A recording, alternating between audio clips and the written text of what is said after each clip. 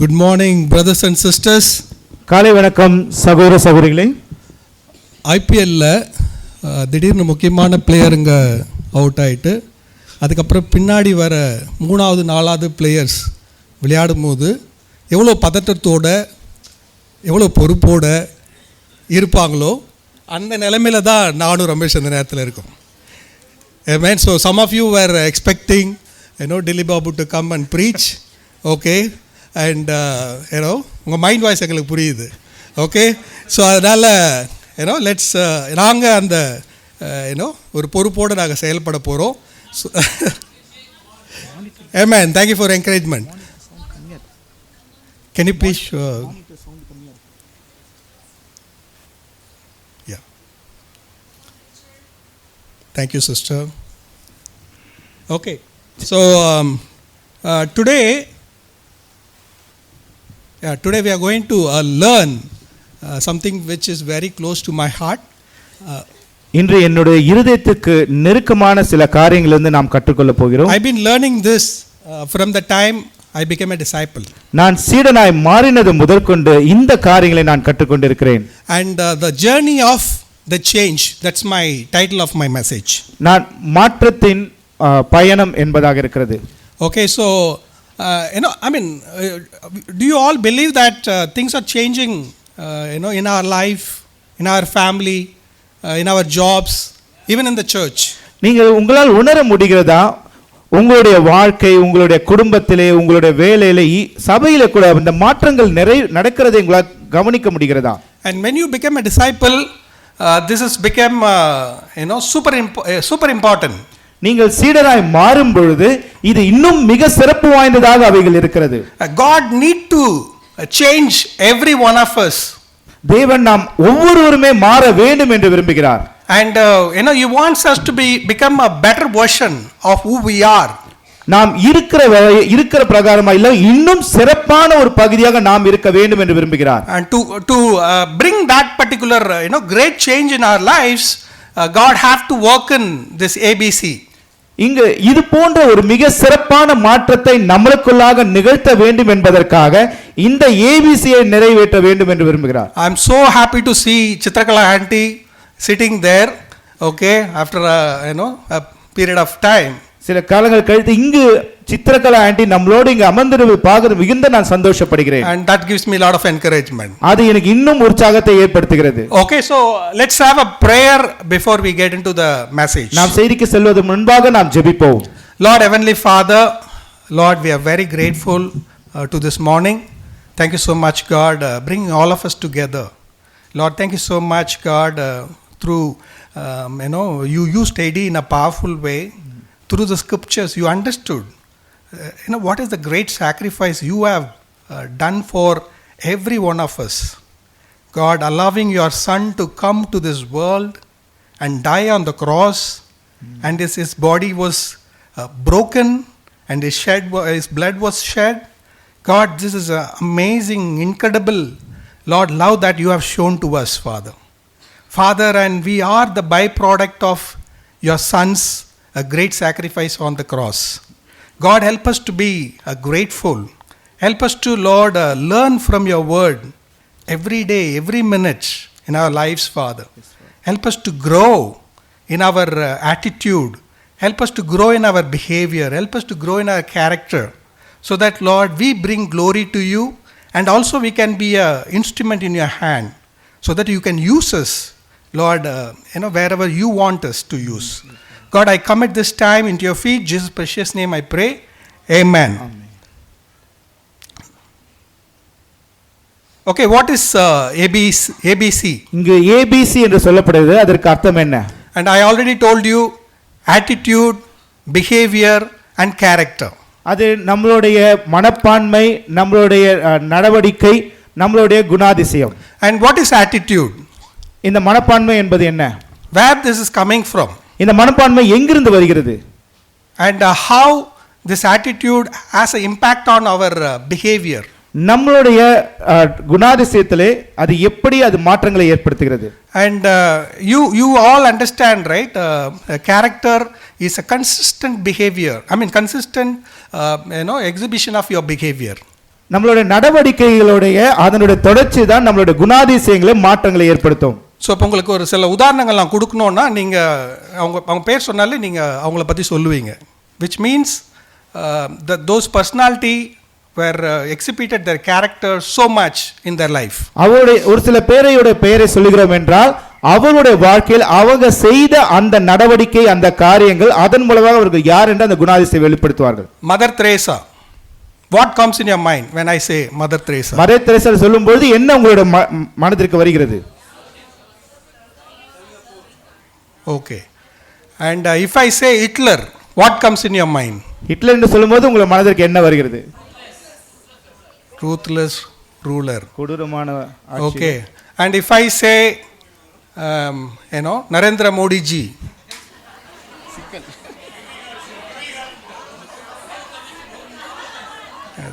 So much. Okay, so what it means? It's a character that they are exhibiting. அவர்கள் என்ன வெளிப்படுத்துகிறாரோ அதுதான் அவருடைய குணாதிசயத்தை வெளிப்படுத்தக்கூடியதாக இருக்கிறது. And believe it or not, you and me are known by our characters. நீங்கள் ஏற்றுக்கொள்ளுங்களோ இல்லையோ நம்மளுடைய குணாதிசயம் மூலமாக நம்ம ஏற்றுக்கொள்ளப்படுவோம். And church people know you by your character. சபை மக்கள் உங்களுடைய குணாதிசயத்தின் வழியாக உங்களை அறிந்திருக்கிறார்கள். Among your relatives people know by your character. உங்களுக்கு எதிராக இருக்கக்கூடியவர்கள் உங்களை விரும்பாதவர்கள் உங்களுடைய குணாதிசயத்தின் படியாக ஏற்றுக்கொண்டிருக்கிறார்கள். And even in your job people know by your character. உங்களுடைய வேலையில் கூட உங்களுடைய குணாதிசயத்துக்கு ஏற்றது போல அங்க ஏற்றுக்கொள்கிறார்கள். And we all like to have a good characters. நாம் அனைவருக்குமே நல்ல குணாதிசயம் இருக்க வேண்டும் என்று விரும்புவோம். பட் அந்த அந்நியன் எப்படி தான் வெளியே வருவான் அப்படின்னு நம்மளுக்குலாம் தெரியாது. Right? But he will come time and again and which he will spoil our reputation. அந்த அந்நியன் எப்பொழுது வேணும்னா நம்மிடத்திலிருந்து வெளியே வரலாம். நமக்கு இருக்கக்கூடிய நற்பெயர்களை அவன் அவமதிப்பதற்காகவே அவன் வரக்கூடியவனா இருப்பான். And the rest of our life we want to put this onion down in our lives. நம்மளுடைய மத்த வாழ்க்கையில மத்த தருணங்களே அந்த அந்நியனை உள்ளே அமுக்கி வைக்க வேண்டும் என்று எதிர்பார்ப்போம். And we are going to learn a few simple steps how you can suppress those bad behaviors and increase a lot of good behaviors.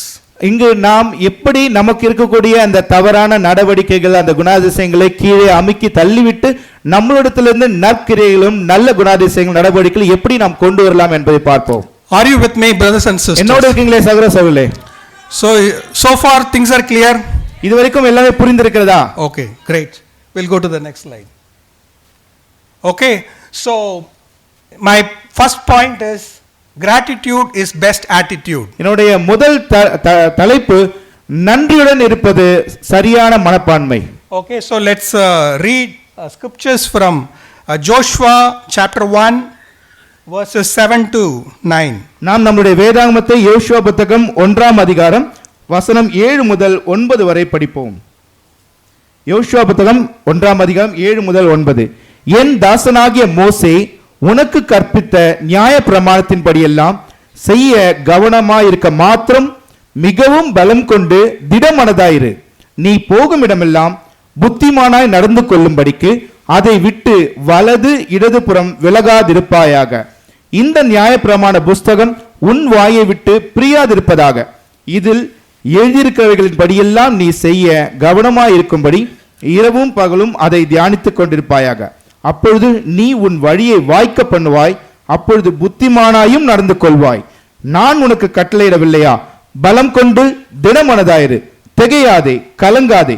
நீ போகும் இடமெல்லாம் உன் தேவனாகிய கர்த்தர் உன்னோடு இருக்கிறார் என்றார். ஆமென். Amen.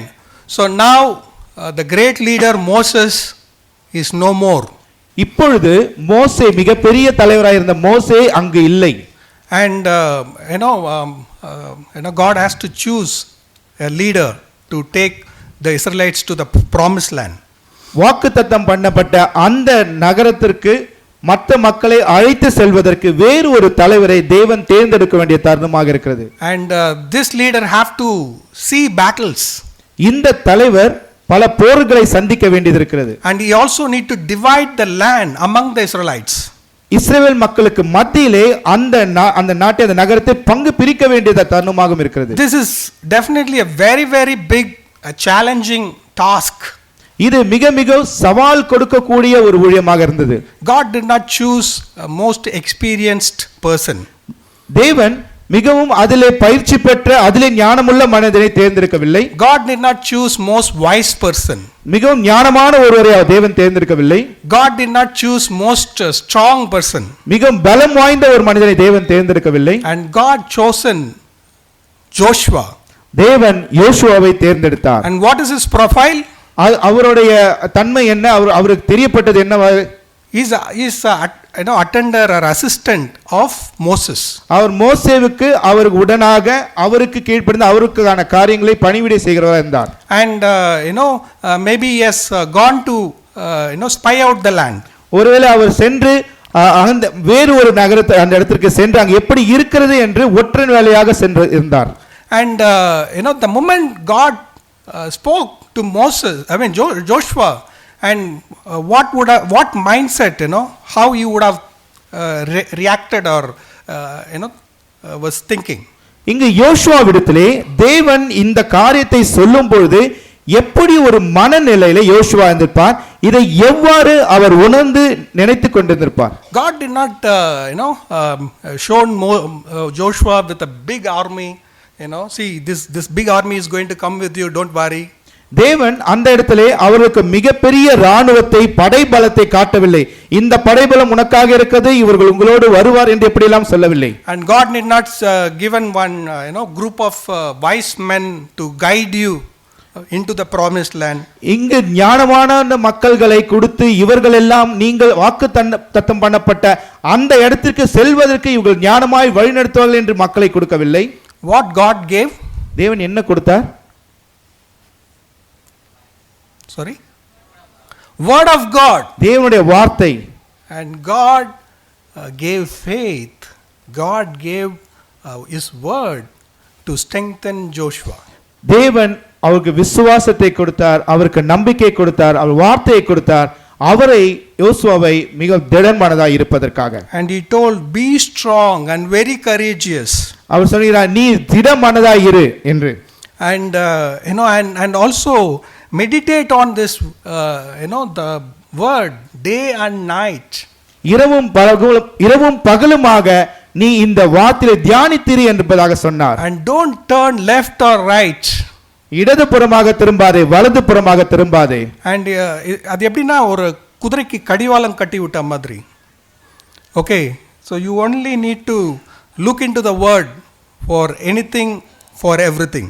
அது எப்படி என்றால் நாம் வெறும் வார்த்தையை மாத்திரம்தான் பார்த்துக்கொண்டு என்ன காரியம் வந்தால் எதுவா இருந்தாலும் இதுதான் முக்கியமானது, இதைதான் பார்க்க என்பதாக. And God told, and I'll be with you as I was with Moses.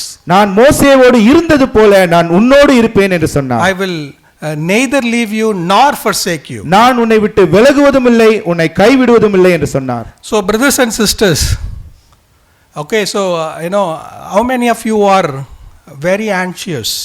நீங்கள் எத்தனை பேர் சகோதர சகோதரிகளே நீங்கள் கவலையோடு இருக்கிறீர்கள்? And I know my son is very anxious because he's going to write his exam, 10th board exam, Friday.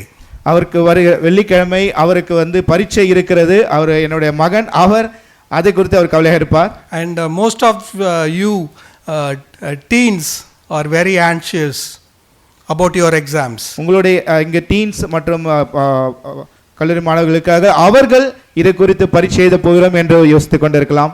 And then singles might be anxious and worried about the job, whom I am going to get married, the brother is going to be a good or sister is going to be good. So all these things might be going in your mind. இங்கே ஒற்றர்கள் சகோதரர்கள் பார்க்கும்போது சகோதர சகோதரிகளுக்காக அவர்கள் எனக்கு எது போன்றையான வேலை வரப்போகிறது, எந்த மாதிரியான சகோதரரை நான் திருமணம் செய்ய போகிறேன், எந்த மாதிரியான சகோதரியை நான் திருமணம் செய்ய போகிறேன், இது போன்ற பல சிந்தனைகளும் பல கவலைகளும் கூட அவர்களுக்குள்ளாக இருக்கும். And maybe parents, the fees are approaching. தாய் தந்தையர் அவர்களுடைய பிள்ளைக்கு அவருக்கு அந்த பணத்தை கட்டுவதற்கு அது நெருங்கி வந்து கொண்டிருக்கிறது. Okay, one parents of one child will have some percentage, and maybe parents of 2 child, 3 child, they have children, they have more worries and anxieties. இங்க ஒரு குழந்தை உள்ளவர்கள் ஒரு விதமான பிரச்சனைகள் அவங்களுக்கு அந்த கவலை இருக்கும். 2 3 வரும்போது அதை கேட்டா போல அவருடைய அந்த கவலைகளும் அந்த எதிர்பார்ப்புகளும் அதிகமாக இருந்து கொண்டிருக்கும். Even uncle and aunties, they might face lot of health challenges in their lives. வயது முதிர்ந்த அங்கிளும் ஆண்டி பார்க்கும் பொழுது அவர்கள் உடல் ரீதியாக வரக்கூடிய அந்த பிரச்சனை குறித்து அவர்கள் கவலைகள் இருக்கும். And maybe they also worried about their own children, grandchildren. அவர்களுடைய குழந்தைகள், அவர்களுடைய பேரன் பேத்திகள், அவர்களை குறித்தும் கவலைகள் அவர்களுக்கு அதிகமாக இருக்கும். And what is the antidote God wants to give all of you for this fearful and anxiety situation? இதுக்கு எந்த வகையான இந்த பலவீனமான இந்த கவலைப்பட இந்த சூழ்நிலைக்கு தேவன் எவ்விதமான மனப்பான்மை கொடுக்க இருக்கிறார் என்றால் என்ன மாதிரியான மருந்து கொடுக்கணும்னு நினைக்கிறாரு அப்படின்னா விசுவாசம். Amen. And his promises. அவருடைய விசுவாசமும் அவருடைய வாக்குத்தத்தம் தான் நமக்கு கொடுக்கப்பட்ட மருந்து. I am with you. நான் உங்களோடு இருக்கிறேன். Don't be worried. நீங்கள் கவலைப்படாதிருங்கள். When Jesus walked on the face of the earth, he told, Matthew 6:33. மத்தேயு 6:33ல இயேசு உலகத்திலே வாழும் பொழுது இதைதான் அவர் சொன்னார். Stop worrying. கவலைப்படுவதை நிறுத்துங்கள் என்று. Okay, and seek the kingdom of God and his righteousness. தேவனுடைய ராஜ்யத்தையும் அவருடைய நீதியையும் முதலாவது தேடுங்கள். And all these things will be added on to you. அப்பொழுது இந்த எல்லா காரியமும் உங்களுக்கு கொடுக்கப்படும் என்று சொன்னார். எப்படி வரும், எப்ப வரும் அதெல்லாம் தெரியாது, ஆனா வர டயத்துல அது கண்டிப்பா வரும். Okay, because the one who promising you, he never changes his mind or his word. ஏனென்றால் இந்த வாக்குத்தத்தம் கொடுத்தவர் அவர் என்றும் மாறாதவர், அவர் வார்த்தையை என்றும் மாற்றாத தேவனாக இருக்கிறார். And whenever you go through this kind of tough situation in your life, எப்பொழுதெல்லாம் உங்களுடைய வாழ்க்கையில் இது போன்ற கடினமான சூழ்நிலை நீங்கள் செல்கிறீர்களோ, and read this couple of passage from the Bible, and you will definitely get regenerated and you will become strong. நீங்கள் அப்பொழுது அந்த கவலையா இருக்கும்போது அந்த தருணத்திலே இந்த வசனங்களை நீங்கள் தொடர்ந்து படிக்க நீங்கள் உற்சாகம் அடைந்து நீங்கள் பலம் உள்ளவர்களாய் நீங்கள் உணர்வீர்கள். Psalms 23. Maybe you can make note of it, and I know many of you would have known this scripture by heart. சங்கீதம் புத்தகம் நீங்கள் இதனை எழுதி கொள்ளுங்கள். நிறைய பேர் இதை மனப்பாடமாக கூட இதை படித்து வைத்திருக்கிறீர்கள். And maybe I would encourage the students, please by heart this particular passage. மேலும் நீங்க கல்லூரி படிக்கிறவர்கள் நீங்கள் இந்த வசனங்களை எல்லாமே நீங்கள் மனப்பாடம் பண்ணி வைத்துக் கொள்ளுங்கள். And even the other antidote I wanted to give you is Psalms 91. மேலும் ஒரு காரியம் என்னவென்றால் சங்கீதம் புத்தகம் 91ஆம் அதிகாரம் அதனையும். Okay, so maybe we will read that passage, Psalms 91. சங்கீத புத்தகம் 91ஐ நாம் படிக்கலாம். சங்கீத புத்தகம் 91ஆம் அதிகாரம்.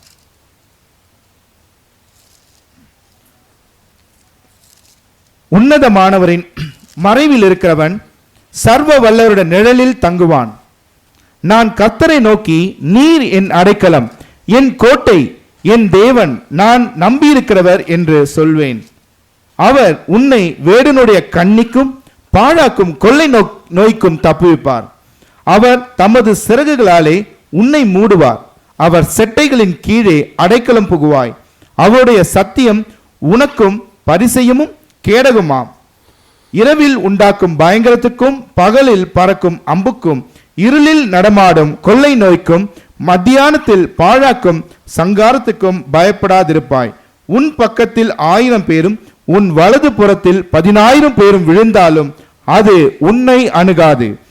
உன் கண்களால் மாத்திரம் நீ அதை பார்த்து துன்மார்க்க வரும் பலனை காண்பாய். எனக்கு அடைக்கலமாயிருக்கிற உன்னதமான கர்த்தரை உனக்கு தாபரமாக கொண்டாய். ஆகையால் பொல்லாப்பு உனக்கு நேரிடாது, வாதை உன் கூடாரத்தை அணுகாது. உன் வழிகளெல்லாம் உன்னை காக்கும்படி உனக்காக தம்முடைய தூதர்களுக்கு கட்டளையிடுவார். உன் பாதம் கல்லில் இடராதபடிக்கு அவர்கள் உன்னை தங்கள் கைகளில் ஏந்தி கொண்டு போவார்கள். சிங்கத்தின் மேலும் விரியன் பாம்பின் மேலும் நீ நடந்து பாலசிங்கத்தையும் வலு சர்ப்பத்தையும் மிதித்து போடுவாய். அவன் என்னிடத்தில் வாஞ்சா இருக்கிறபடியால் அவனை விடுவிப்பேன். என் நாமத்தை அவன் அறிந்திருக்கிறபடியால் அவனை உயர்ந்த அடைக்கலத்திலே வைப்பேன். அவன் என்னை நோக்கி கூப்பிடுவான், நான் அவனுக்கு மறு உத்தரவு அருளி செய்வேன். ஆபத்தில் நானே அவனோடு இருந்து அவனை தப்புவித்து அவனை கனப்படுத்துவேன். நீடித்த நாட்களால் அவனை திருப்தியாக்கி என் ரட்சிப்பை அவனுக்கு அனுப்பிப்பேன். Amen. Okay, so this is enough, right? இது போதுமானதாக இருக்கிறது அல்லவா? Okay, and God says, because they know my name, and when they call, and I'll answer them. அவர்களுக்கு என் நாமம் தெரியும், அவர்கள் என் நாமத்தை கூப்பிடும் பொழுது நான் அவளுக்கு பதில் அளிப்பேன் என்று சொல்கிறார். What is so beautiful about the scripture is not only deliver them, and I will honor them.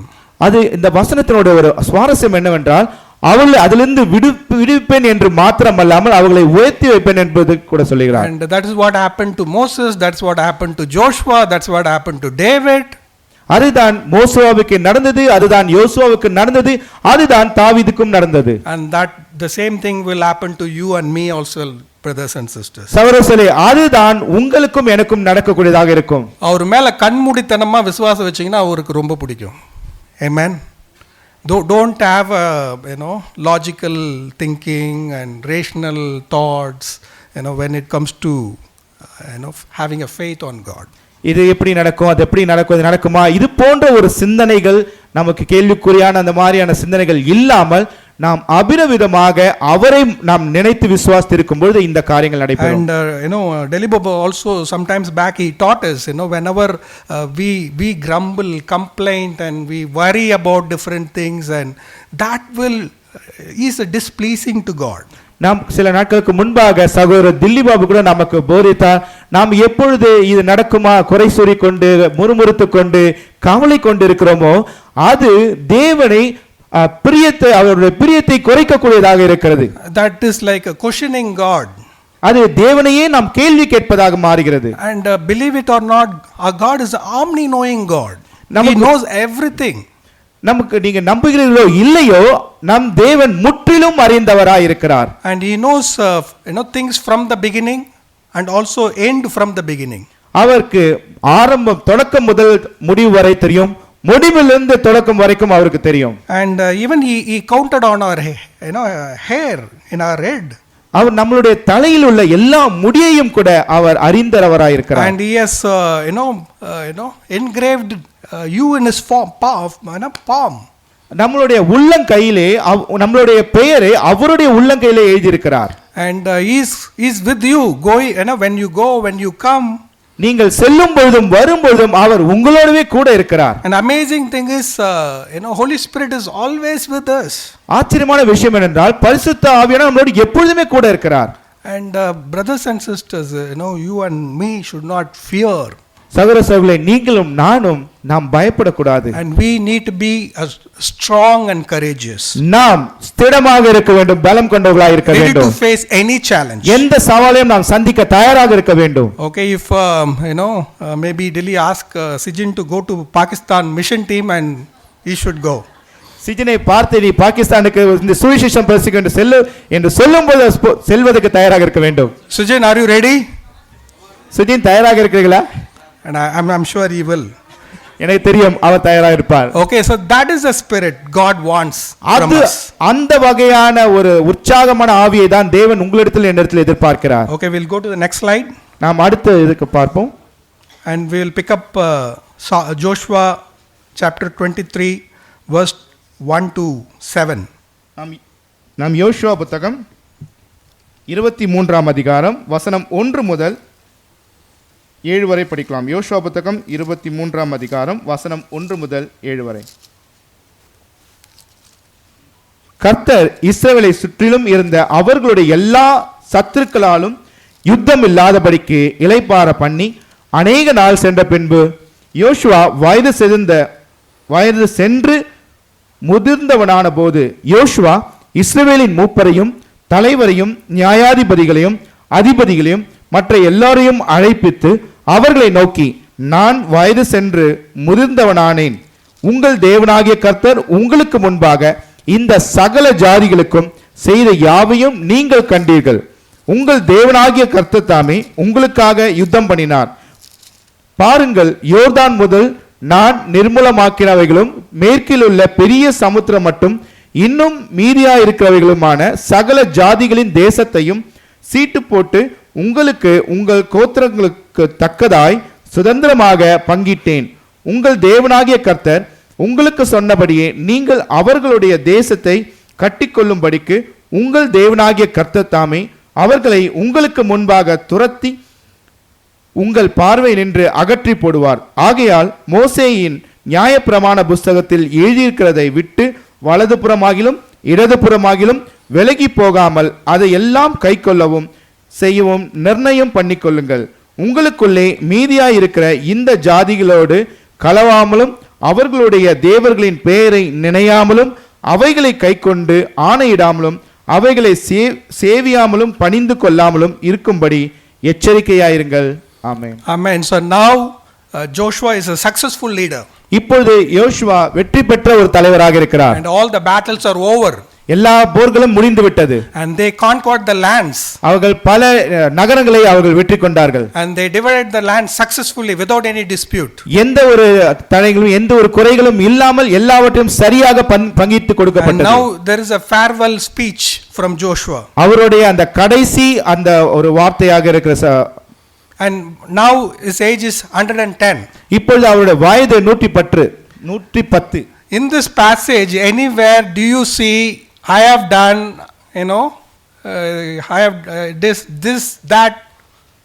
நாம் படித்த இவைகளே எங்கேயாவது நான் இதை செய்தேன் நான் அதை செய்தேன் என்று அவர் சொன்னாரா? And I used this technique, that technique. நான் இந்த தந்திரத்தை உபயோகப்படுத்தினேன் இந்த ஒரு காரியத்தை நான் உபயோகப்படுத்தினேன் எங்கேயாவது சொன்னாரா? And I am like a Bahubali, carried big things by my own shoulder. Anywhere you see? நான் பாகுபலியை போன்று மிகப்பெரிய பாரத்தை என் முதுகிலே சுமந்து கொண்டு சென்றேன். அது போன்று ஏதாவது அவர் அங்கு சொன்னாரா? What do you see? What do you see in this passage? இந்த பகுதியில் நாம் என்ன கண்டோம்? God. It's God. தேவனே, இதை செய்தது தேவனே. And it's God who driven the enemies away.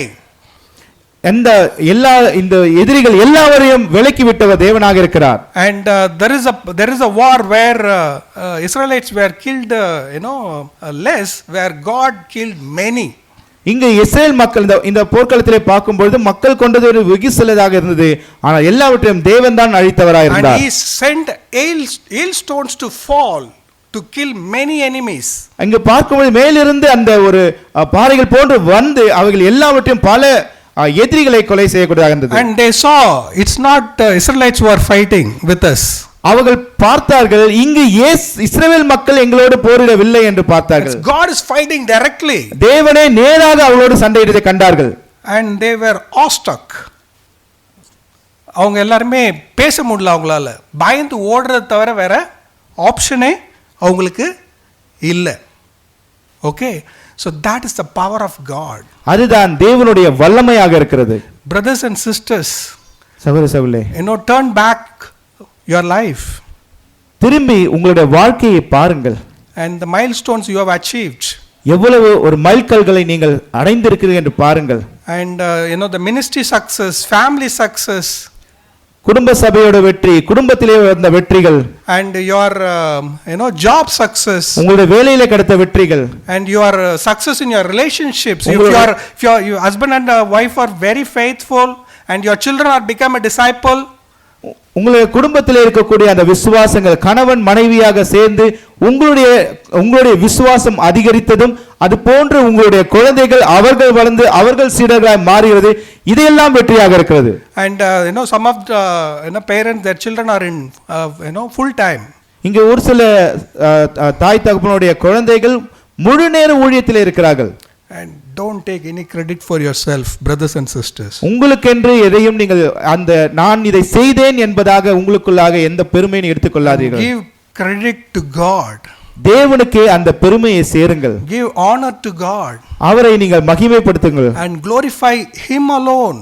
அவரை மாத்திரமே நீங்கள் உயர்த்துகிறவர்களாயிருங்கள். And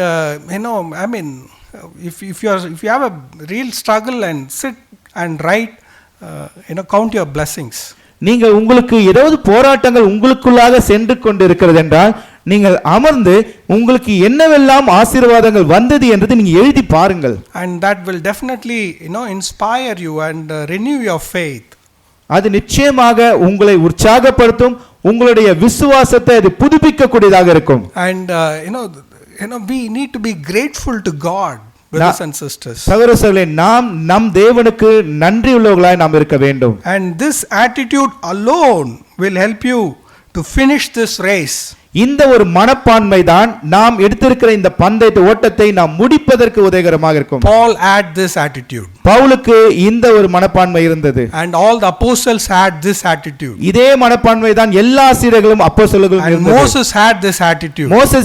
மோசேக்கும் இதே மனப்பான்மை இருந்தது. And David had this attitude. இதே மனப்பான்மை தாவீதுக்கும் இருந்தது. And we also have Bible is very nice book, So even the bad examples are there for us to learn. இங்கு வேதாகம் அற்புதமான புத்தகம்.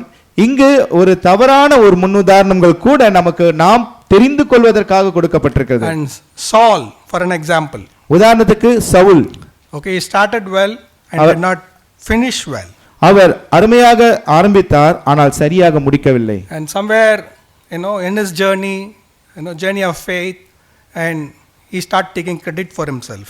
இங்கு அவருடைய அந்த பயணத்திலே பல இடங்களில் பார்க்கும் பொழுது அதில் நடந்த எல்லா காரியத்துக்கும் தான் சென்றேன் என்பதை போல அந்த ஒரு இது அவர் எடுத்துக்கொண்டார். And we know Solomon. நமக்கு தெரியும் Solomon. Okay, so he also started well. அவரும் சரியாக தான் ஆரம்பித்தார், and did not finish well. ஆனால் சரியாக அவர் முடிக்கவில்லை. And we know Judas Iscariot. யூதாஸ் காரியோத் நமக்கு தெரியும். And he also started well, did not finish well. அவர் ஆரம்பித்தது சரியாக ஆரம்பித்தார், ஆனால் சரியாக முடிக்கவில்லை. Somewhere, the love of money gripped into his heart. அந்த பணத்தின் மீது இருக்கக்கூடிய ஆசை அவருடைய இருதயத்தை திருப்பி போட்டதாக இருக்கிறது. அனனியா சபேரா. Okay, so brothers and sisters, please develop this grateful heart. சகோதர சகோதரிகளே, நன்றி உள்ள இருதயத்தை நமக்குள்ளாக நாம் வளர்க்கிறவர்களாய் இருப்போம். And that's a great attitude. அதுதான் ஒரு நல்ல மனப்பான்மையாக இருக்கிறது. And God will be very happy and he can use you powerfully over the years, coming years. தேவன் அதை குறித்து நீங்கள் நல்ல மனப்பான்மையோடு இருக்கும் பொழுது தேவன் அதை குறித்து உங்களை மிகுந்த சந்தோஷப்படுகிறார் இருப்பார். இன்னும் அதிகமாக வருகிற காலங்கள் உங்களோடு இருக்கிறவராக இருப்பார், ஆசீர்வதிப்பார். Okay, so we are going to learn some of the attitudes of Christ. இங்கு நாம் கிறிஸ்துவனுடைய அவருடைய குணாதிசயத்தை நாம் பார்க்கிறோம். And Paul, the imitator of Christ. Pavul கிறிஸ்துவை பின்பற்றி நடக்கக்கூடியவராக இருந்தார். Okay, so let's little bit talk about Paul and his starting. Pavul அவரை பற்றி நாம் பார்க்கலாம், எப்படி அவர் ஆரம்பித்தார் என்று. Okay, so what is his profile? அவரை பற்றி என்ன, அவர் யார்?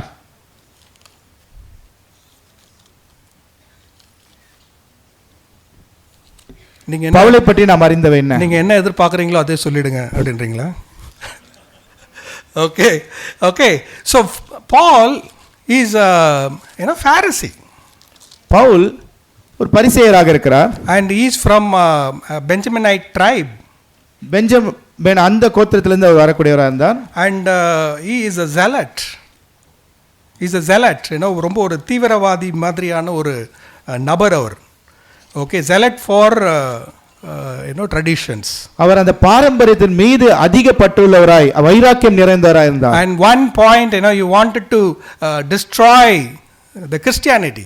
ஒரு தருணத்திலே அந்த முழு கிறிஸ்துவத்தையும் அவர் அழிக்க வேண்டும் என்று சொன்னார். And he is a persecutor of the church. அந்த சபையை துன்புறுத்துகிறவராய் அவர் இருந்தார். And God met him. தேவன் அவரை சந்தித்தார். Okay, on the way of Damascus, God spoke to Paul. தமஸ்குவுக்கு செல்லும் வழியிலே தேவன் பவுலோடு பேசினார். Saul, Saul, why do you persecute me? சவுலே சவுலே என்னை ஏன் துன்புறுத்துகிறாய் என்று. And Saul asked God, who are you, Lord? Saul கேட்டார், நீங்கள் யார் தேவனே என்று. And then God told him, I am the you are persecuting me. நீ என்னை தான் துன்புறுத்திக் கொள்கிறாய். I am the Christ whom you are persecuting. நான் தான் கிறிஸ்துவாகிறேன், என்னை தான் நீ துன்புறுத்திக் கொண்டிருக்கிறாய் என்று. And what it takes, Paul understood. the humility of Jesus Christ. இங்கு கிறிஸ்துவனுடைய அந்த தாழ்மையை பவுல் புரிந்து கொண்டவராய் ஏற்றுக்கொண்டார். If God is arrogant, God is very zealous, and he would have burned Paul and left the ashes there. தேவன் மிகவும் அவர் கோபப்படுகிறவராய் இருந்தார் என்றால் அவர் தண்டிக்க வேண்டும் என்று நடந்திருந்தால் பவுலை அவர் எரித்து கூட நடந்திருக்கலாம். But God, with a tender voice, with appealing voice, he spoke to Paul. ஆனால் தேவன் ஒரு சாந்தமான ஒரு குரலோடு அவரிடத்திலே பவுலிடத்திலே பேசினவராய் இருந்தார். And I'm sure from that time Paul might have done lot of research in the Bible. நான் விசுவாசிக்கிறேன் அந்த தருணத்திலிருந்து வேத வசனத்தை பற்றி அதிகமாய் அவர் ஆராய்ந்து பார்க்கிறவராய் தான் அதிகமாய் இருந்திருப்பார். And there are lot of things God revealed to Paul. பல காரியங்கள் தேவன் பவுலுக்கு வெளிப்படுத்துகிறவராய் இருந்தார். And we know he is the author who wrote many number of books in New Testament. நாம் அனைவரும் அறிந்திருக்கிறோம் புதிய ஏற்பாட்டிலே பல புத்தகங்களை அவர்தான் எழுதியிருக்கிறார். And he completely understood the Christ attitude. அவர் கிறிஸ்துவனுடைய அந்த மனப்பான்மை முழுவதுமாய் அறிந்தவராய் இருந்தார். What is Christ attitude? கிறிஸ்துவனுடைய மனப்பான்மை என்பது என்ன? Number 1, humility. முதலாவது தாழ்மை என்ற காரியம். When he came to the world, and he never equal himself with God. அவர் உலகத்திற்கு வரும்பொழுது அவர் தன்னை தேவனோடு அவர் ஒப்பிட்டு பேசினதில்லை. And he never slept overtime. அவர் அதிக நேரம் தூங்கினது கிடையாது. And he never had a servants. அவருக்கென்று நிறைய வேலையாட்களை அவர் வைத்திருக்கவில்லை. And he never asked people to serve him, and rather he served them. அவர் யாருமே எனக்கு சேவை செய்யுங்கள் என்று அவர் சொல்லவில்லை, மாறாக இவர் சென்று மற்றவங்களுக்கு சேவை செய்தார். And he told, I have come to serve, not to serve. அவர் சொன்னார், நான் சேவை பெறுவதற்காக வரவில்லை, நான் உங்களுக்கு சேவை செய்வதற்காக வந்திருக்கிறேன் என்று சொன்னார். And Jesus washed the feet of an apostles. அப்போஸ்தலருடைய கால்களை அவர் கழுவினராய் இருந்தார். So maybe some of you would have done it. ஒருவேளை நம்மள சில பேர் அதை செய்திருக்கலாம். Okay, and just to show your love to the disciple brothers and sisters who are struggling in their faith, you could have done that to show your love to them. ஒருவேளை நீங்கள் விசுவாசத்திலே போராடி கொண்டிருக்கிற சகோதரர்களுக்கு உற்சாகப்படுத்தும் விதமாக நீங்கள் கூட உங்களுக்கு கூட ஒரு சில பேர் அவருடைய கால்களை நீங்கள் கழுவி இருக்கலாம். By the time when Jesus was doing this exercise, and he has done lot of things, and he is preparing himself go to the cross, and apostles supposed to wash his feet. இவர் அங்கு பார்க்கும் பொழுது இந்த காரியங்கள்லாம் நடக்கும் பொழுது அவர் அந்த சிலுவைக்கு செல்வதற்காக அவர் தன்னை தயார்படுத்தி கொண்டிருந்தார்.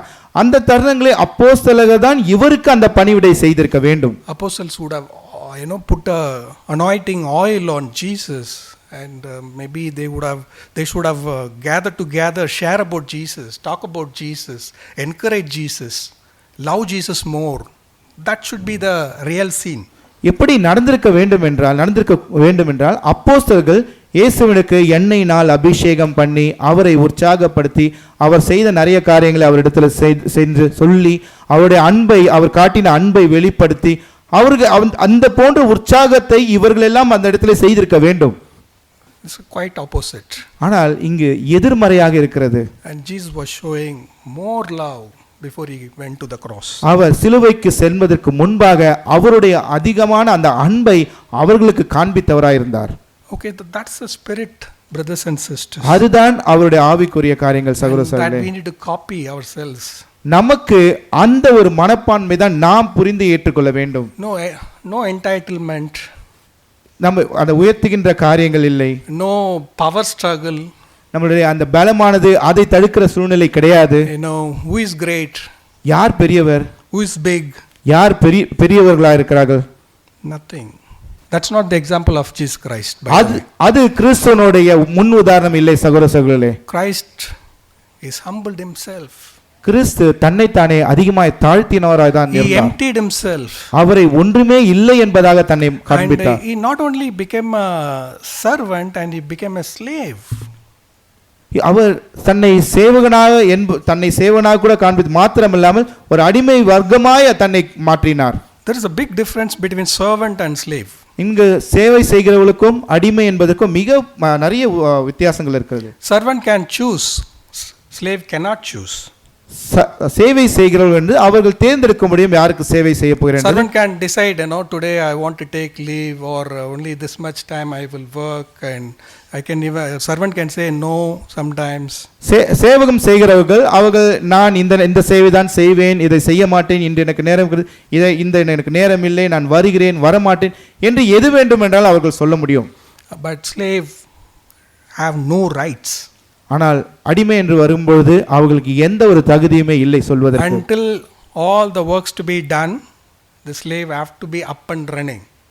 அந்த வேலை முழுவதுமாய் முடியும் வரைக்கும் இந்த அடிமை என்பவர்கள் முடிந்தவரை முழுவதுமாக ஓடி கடைசி வரைக்கும் இருந்தே ஆக வேண்டிய கட்டாயம். And by the way, brothers and sisters, I'm very sorry to see this, it's including me. நான் மன்னிக்கேண்டும் சகோதரர்களே, இந்த காரியத்தை நான் இதனை காண்கிற காரியங்களை நான் சொல்ல வேண்டும். And do you think the metro work, there's so much of tunneling and then building big pillars and then placing a very very huge what is that whatever locks, okay, so these things are can be done without our brothers from North India? நீங்க இங்கு metro அந்த பணிகள் நடந்து கொண்டிருக்கிறது, மிகப்பெரிய வேலைகள், ஆழ்ந்து துளை போடுகிறார்கள், மிகப்பெரிய ஒரு கட்டுமான பணிகளை ஏற்படுத்துகிறார்கள். இங்க மிகப்பெரிய இந்த வேலைகளை செய்வதற்கு இந்த வடக்கிலிருந்து வர அந்த சகோதரர்கள் இல்லாமல் அதை செய்ய முடியும் நினைக்கிறீர்களா? By the way, we ill treat them. நாம் அவர்களை கொச்சைப்படுத்துகிறோம். And whenever we see them, we are looking them at like a dogs. நாம் சில நேரங்களில் அவர்களை பார்க்கும்போது ஒரு சில நேரங்களில் அவர்களை ஒரு நாயை போன்று அவர்களை பார்க்கிறவளா இருக்கிறது. Even in the bus, in the public places, and people used to scold them, you guys are come here to steal our job, this and that. இங்கே நான் பேருந்தில் செல்லும்போது கூட அவர்களை பார்க்கும்போது சில பேர் அவர்களை திட்டுகிறார்கள், நீங்க வந்து எங்களுடைய வேலைகள் எல்லாமே நீ எடுத்துக்கொள்கிறாய் என்று அவர்களை குறைவாக திட்டுகிறவளா இருக்கிறார்கள். And they take very very less salary compared to us. நமக்கு ஒப்பிடும் பொழுது அவர்கள் பெறுகிற அந்த சம்பளமானது மிக குறுகிய சம்பளமாக இருக்கிறது. And they stay in a very very very small place. அவர்கள் மிக சிறிய இடத்துல தான் அவர்கள் தங்குகிறவர்களா இருக்கிறார்கள். And they eat very cheap food. அவர்கள் மிக விலை குறைந்த அந்த உணவு என்ன கிடைக்கிறதோ அதை சாப்பிட்டு கொண்டு இருக்கிறார்கள். And they work double triple even more. ஆனால் நாம் செய்வதை விட 2 மடங்கு 3 மடங்கு அதற்கும் மேலாக கடினமாய் அவர்கள் உழைத்து வேலை செய்கிறார்கள். Night and day they are serving. காலையும் மாலையும் அவர்கள் வேலை செய்து கொண்டிருக்கிறார்கள். Without their hard work and support, and I don't think so these many projects could have completed so fast. அவர்களுடைய அந்த ஒத்துழைப்பு இல்லை என்றால் சுலபமாக இங்கு இவ்வளவு மிகப்பெரிய இந்த வேலைகள் எல்லாம் நடந்திருக்குமா என்று என்னால் சொல்ல முடியவில்லை. And even sometimes disciples are feeling grumbling and complaining about the traffic chokes.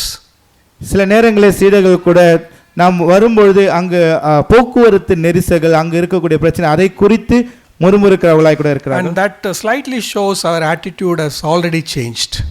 அது என்ன வெளிப்படுத்துகிறது என்றால் நம்மளுடைய அந்த குணாதிசய மனப்பான்மை என்பது ஏற்கனவே மாறிவிட்டதாக அது வெளிப்படுத்துகிறது. And that's not a servant attitude, that's not a slave attitude, it's a boss attitude. அது ஒரு சேவகனுக்குரிய ஒரு மனப்பான்மை கிடையாது, அது ஒரு அடிமையான அந்த ஒரு மனப்பான்மை கிடையாது, ஆனால் நான் தான் தலைவன் என்று சொல்லக்கூடிய அந்த ஒரு மனப்பான்மையாக அவைகள் இருக்கிறது. We have to repent on this, brothers and sisters. இதிலே நாம் மனம் மாற வேண்டும் சகோதரர்களே. Whenever you see North Indian brothers who are working, pray for them. நீங்கள் எப்பொழுதெல்லாம் அந்த வடக்கிலிருந்து கடினமாய் உழைக்கிற அந்த சகோதரர்களை காண்கிறீர்களோ அவங்களுக்காக நீங்கள் ஜெபியுங்கள். Even you reach out to them. அவங்களை கூட நீங்க சென்றடையுங்கள். You study the Bible with them, you convert some of them. அவர்களை நீங்கள் அவரோடு வேதம் படித்து அவர்களை தேவனுக்குள்ளாக சீடர்களாய் கொண்டு வாருங்கள். Do you think they are not souls, or they are not unworthy to become a disciples? நீங்கள் நினைக்கிறீர்களா அவர்கள் ஆத்மா இல்லை என்று, அவர்கள் சீடர்களாய் மாறக்கூடாது என்பது ஏதாவது இருக்கிறதா? And brothers and sisters, in your job, you be a servant, better be a servant. உங்களுடைய வேலைகளை சகோதரர்களே நீங்கள் ஒரு சேவகர்களாக குறைந்தபட்சம் சேவகர்களாய் இருங்கள். And in your job you are a witness, by the way. நீங்கள் உங்களுடைய வேலைகளை நீங்கள் தான் சாட்சிகளாக இருக்க வேண்டும். And your boss, your supervisor should not feel tough to take a work from you. உங்களோட வேலை செய்கிறவர்களோ உங்களுக்கு வேலை கொடுக்கிற முதலாளியோ உங்களுக்கு மேற்பட்டு இருக்கிறவர்களோ உங்களிடத்திலிருந்து வேலை வாங்குறதை குறித்து அவர்கள் கடினப்படக்கூடாது. If they are doing that way, if you are doing that way and you don't have a servant attitude, நீங்கள் அப்படியாக நீங்கள் நடந்து கொள்ளவில்லை என்றால் நீங்கள் இந்த சேவகருக்கான குணாதிசய மனப்பான்மை உங்களிடத்தில் இல்லை. and I'm sure they will not be touched by Christ's love through our life. நான் நிச்சயமாக நம்புகிறேன் உங்களுடைய வாழ்க்கையின் மூலமாக அவர்களிடத்திலே நீங்கள் தேவனுடைய காரியம் அவர்களிடத்தில் செல்லாது. Okay, so by knowing Christ's attitude, and Paul has literally become a Christ-like person. அவர் இங்கு பால் பார்க்கும் பொழுது கிறிஸ்துவனுடைய அந்த மனப்பான்மையை அவர் அறிந்து கொண்டு அவரும் அது போன்ற கிறிஸ்துவுக்கான மனப்பான்மை உள்ளவராய் மாறிக்கொண்டிருந்தார். Okay, and we see, he didn't get married and he traveled all the time in his life. Okay, and he planted many churches. And by the way, in 2 Timothy and all, you go and see, it's considered to be a lost epistle of Paul. நீங்கள் பார்க்கும் பொழுது அவர் திருமணம் செய்யவில்லை, அவர் ஒற்றராக இருந்தார், வெவ்வேறு ஊர்களுக்கு பயணித்தார், பல இடத்திலே சுவிசேஷத்தை பிரசங்கித்தார். தீமோத்தேயுவில் பார்க்கும்போது அதான் கடைசி அவர் எழுதினது ஒரு புத்தகமாக கூட இருக்கிறது.